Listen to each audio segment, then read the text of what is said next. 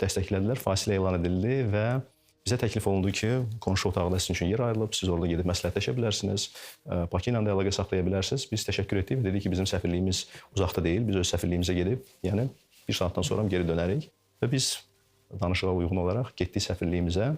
Maraqlı məqam ondan ibarətdir ki, Ermənistan nümayəndə heyəti heç yerə getmədi, elə qaldı orada. Çünki onlar dedilər ki, onların da öz paytaxtları ilə danışmağa ehtiyacları var. Biz gəldik səfirliyə, Bakı ilə əlaqəyə çıxdı, xüsusi rabitə kanalları ilə. Təbii ki, cənab prezident bir daha öz bütün təlimatlarını təkrarladı. Hansı arqumentlərdən istifadə etmək lazımdır, onları da bizə bir-bir hamısını qeyd etdi və biz geri döndük danışıqlara. Biz oraya gələndə bütün Rusiya mediası, xarici media hamı orada götürüb xəbər gözləyir.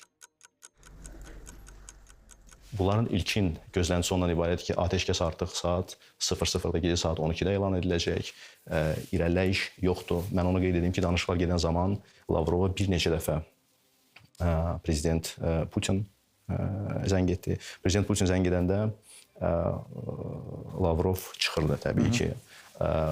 Müdafiə naziri Şoyqu zəng edəndə Şoyqu ilə elə həmin o otaqdan bizim yanımızdan danışırdı. Danışıqlar təbii ki, saat 12-dən də keçdi, getdi və 12-dən sonra da bu zənglər davam edirdi.